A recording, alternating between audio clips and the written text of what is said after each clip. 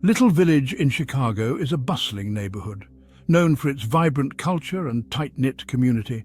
It's full of life and color, with bustling markets and lively street scenes. Families shop and eat on 26th Street, enjoying the rich array of local foods and goods. The aroma of tacos fills the air, mingling with the sounds of laughter and conversation. Music spills out from stores, adding a melodic backdrop to the vibrant street life. But lately, a shadow hangs over Little Village, casting a pall over its once joyful atmosphere. The fear of deportation has turned this vibrant community into a ghost town, with empty streets and shuttered stores. President Trump promised stricter immigration laws, heightening the anxiety among residents. This has created fear in immigrant communities, leaving many feeling uncertain and scared. Little Village, with its large Mexican-American population, feels this fear deeply, affecting every aspect of daily life. People are afraid to leave their homes, worried about the possibility of being detained. They worry about being separated from their families. The streets are empty, stores are closed, and the community feels abandoned. Children are kept at home, their laughter and play now confined within four walls. The heart of Little Village is silent, the fear is real, and it permeates every corner of the neighborhood. The threat of deportation is a dark cloud over this once thriving community, casting a long shadow over its future. The heart of Little Village is its businesses, the lifeblood that keeps the community thriving. Family-owned restaurants, grocery stores and shops line the streets, each with its own unique story and history. They depend on the community's support, relying on loyal customers to keep their doors open. But the fear of deportation has driven customers away, leaving these businesses in a precarious situation. Restaurants that were once full of laughter and conversation are now eerily silent and empty. Shops that were once vibrant and bustling with activity are now struggling to survive, with few customers walking through their doors. The economic impact of this fear is devastating, with many businesses closing down and leaving empty storefronts behind. Jennifer Aguilar, who leads the Little Village Chamber of Commerce, is at the forefront of this crisis. She sees the fear in the eyes of business owners who are anxious about their livelihoods. They worry about their future, uncertain if they will be able to keep their businesses afloat. They worry about their employees, who depend on these jobs to support their families. The fear of deportation is hurting not just families, but the entire community, creating a ripple effect of anxiety and uncertainty. The streets of Little Village are a stark reminder of the impact of fear, with once busy areas now deserted.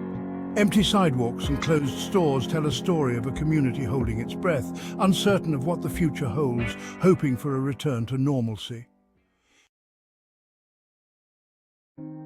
The fear in Little Village extends beyond the main streets, seeping into every corner of daily life. It reaches into homes and families, creating an atmosphere of constant worry. Parents are afraid to take their children to school, fearing what might happen on the way.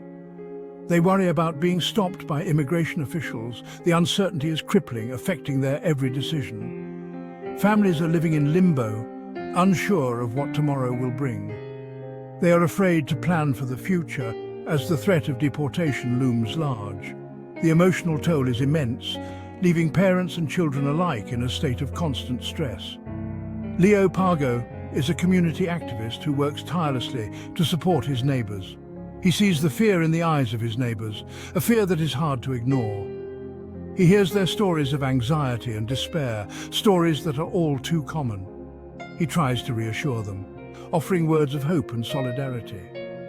But the fear is deeply rooted, making it difficult to dispel.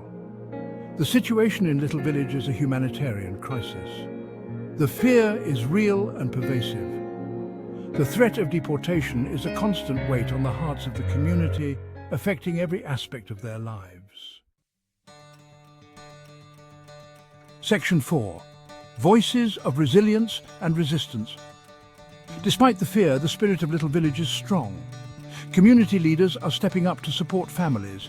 They are providing information about rights. They are organizing legal assistance. Churches are offering sanctuary to those who fear deportation. They are providing food and shelter. They are offering a place of refuge. Chicago's leaders are speaking out against the president's policies. They are promising to protect their residents. They are fighting for the rights of all immigrants. The people of Little Village are resilient. They are determined to overcome this challenge. They are fighting for their right to live in peace. They are fighting for their right to call America home. Section 5. A call for justice and compassion. The situation in Little Village is a call to action. It is a call for justice and compassion. It is a call for comprehensive immigration reform. We must stand with our immigrant brothers and sisters. We must demand a just and humane immigration system, a system that keeps families together, a system that recognizes the contributions of immigrants. The fear in Little Village is a reflection of our nation's broken immigration system. We must fix it. We must create a system that is fair, humane and just.